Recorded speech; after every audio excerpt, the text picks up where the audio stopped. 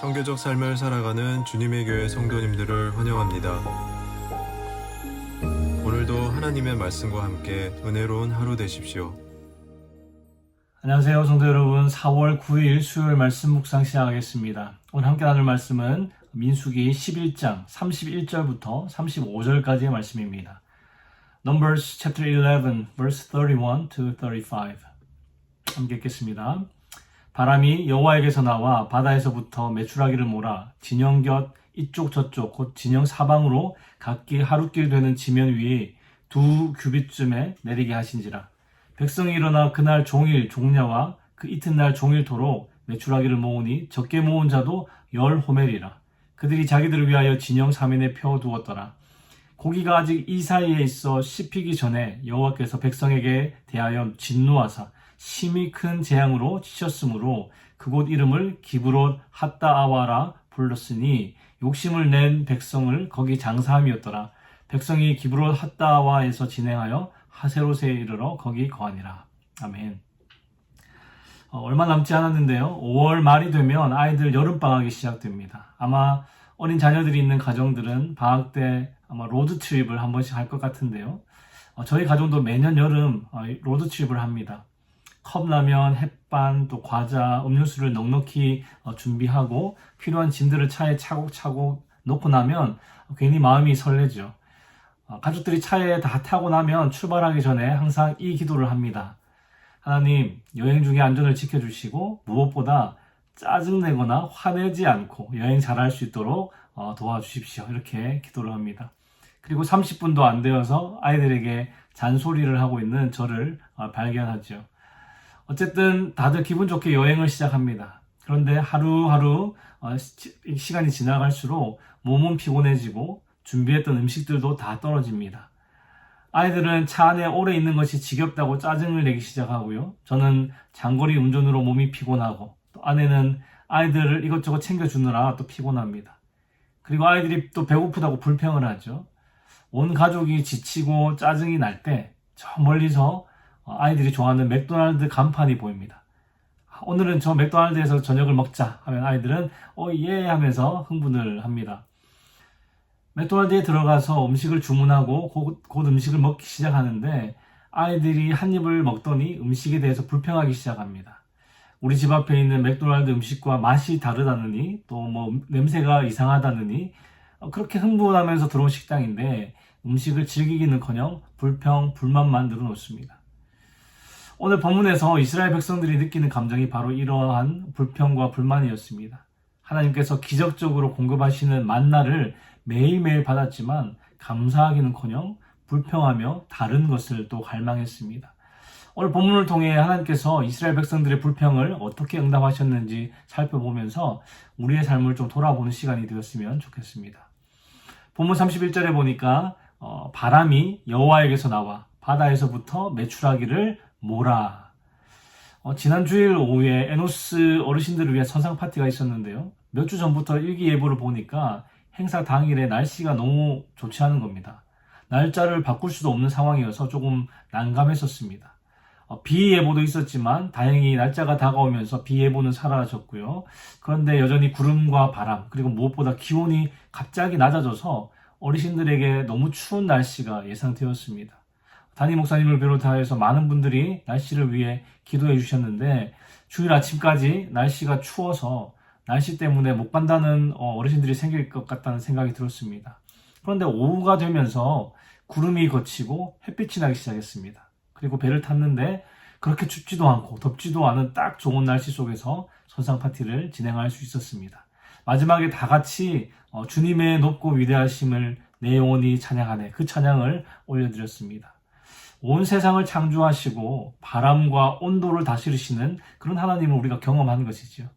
그 하나님께서 바람을 통해 메추라기 떼를 이스라엘 진영으로 몰아오셨습니다. 31절 마지막에 보시면 하나님께서 메추라기를 지면 위 2규빗쯤 내리게 한지라 라고 이렇게 기록되어 있는데요. 2규빗은 약 3피트 혹은 90cm 정도 되는 높이입니다. 그리고 내리게 하다는 이 단어는 히브리어로 바이토쉬라고 하는데요. 세게 치다 혹은 펼치다라는 뜻을 가지고 있습니다. 우리가 보통 이 31절을 이해하는 것은 진영 사방으로 하루길 되는 곳까지 메추라기 떼가 바닥에 떨어져서 90cm 높이까지 쌓였다는 것이죠. 우리가 그렇게 이해를 하는데요. 90cm가 어느 정도인지 제가 재보니까 제 발바닥부터 허리 조금 밑 엉덩이 높이가 90cm 정도 됩니다.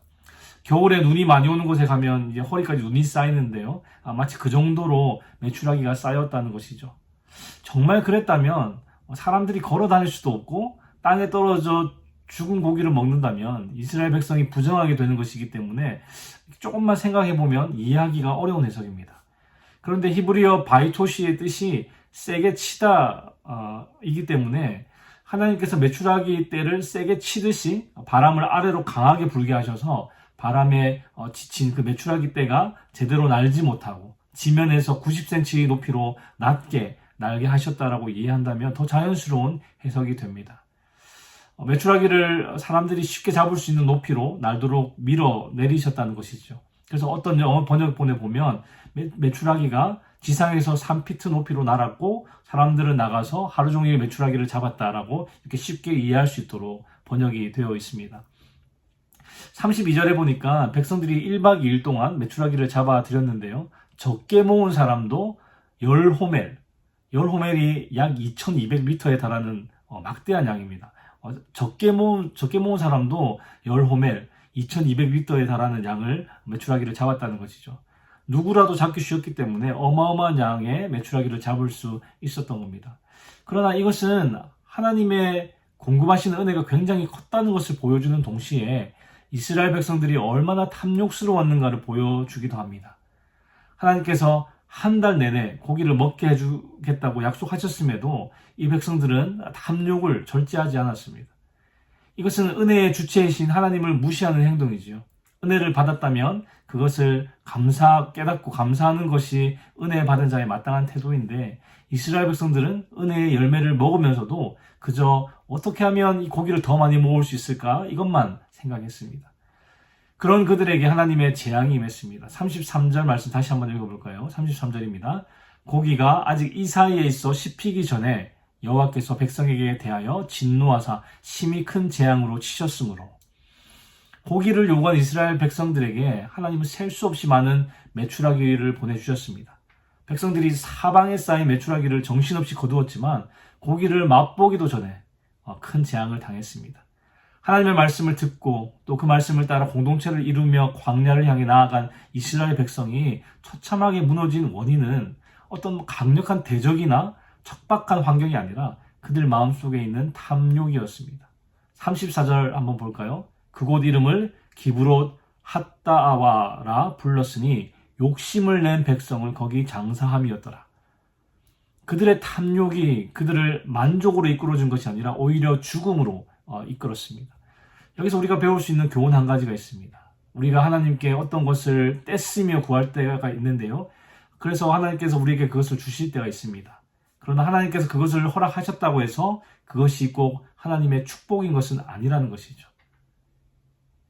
하나님의 뜻이 아님에도 불구하고 우리가 우리의 뜻을 계속 주장할 때 하나님께서 그래 네가 원하는 대로 해주마 하면서 정확히 우리의 뜻대로 해주실 때가 있습니다. 그런데 나중에 돌아보면 그것이 우리의 삶을 얼마나 힘들게 하는 것인지 깨닫게 될 때가 있죠.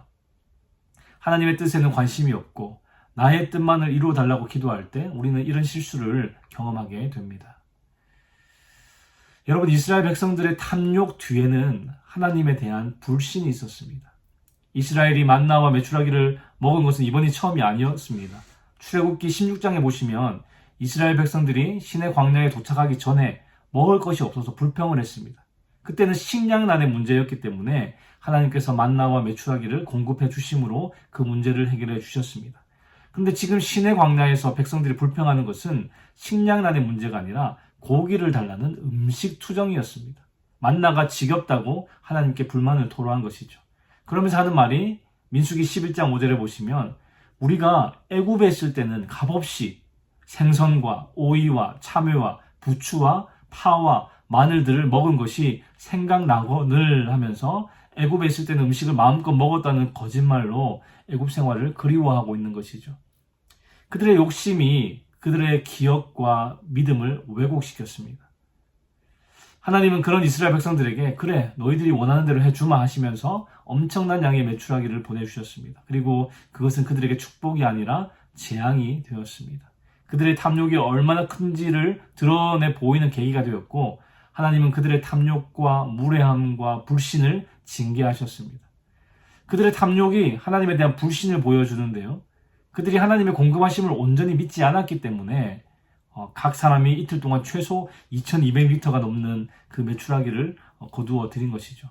하나님께서 날마다 그들의 피로를 채우신다는 것을 믿었다면 적당한 양만 거두었을 겁니다. 그러나 하나님을 불신했기 때문에 탐욕을 부렸던 것이죠.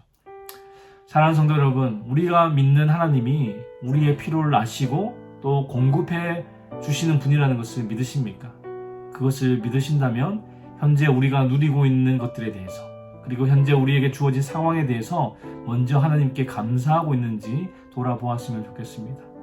과연 우리가 다윗처럼 여호와는 나의 목자시니 내게 부족함이 없으리로다 라고 고백할 수 있는지 말입니다.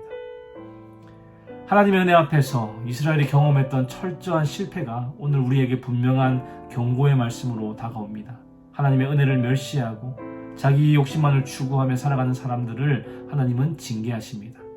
하나님의 도우심을 기억하지 못하고 구원의 은혜도 잊어버린 채 신앙생활이라는 그 모양만 유지하고 있는 자들에게 하나님은 기브롯 핫다와 이 탐욕의 무덤을 기억하도록 하십니다.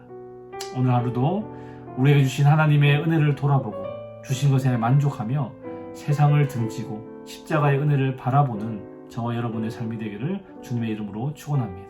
기도하겠습니다. 하나님, 오늘도 말씀으로 우리에게 교훈 주시니 감사합니다. 하나님께서 이스라엘 백성들을 애굽으로부터 해방시켜 주시고 필요한 것들을 모두 공급해 주셨지만 그것에 만족하지 못하고 불평불만했던 그 뒤에는 하나님에 대한 불신이 있었음을 오늘 말씀을 통해 깨닫습니다. 하나님의 기적을 두 눈으로 보았지만 하나님을 신뢰하지 못했고 하나님의 은혜를 멸시했으며 자기 욕심만 추구했던 백성들은 하나님의 징계를 받았습니다. 주님, 오늘 이 말씀이 우리에게 경고의 말씀이 되게 하여 주셔서 우리가 이스라엘 백성들과 같은 실수를 반복하지 않도록 인도하여 주시옵소서.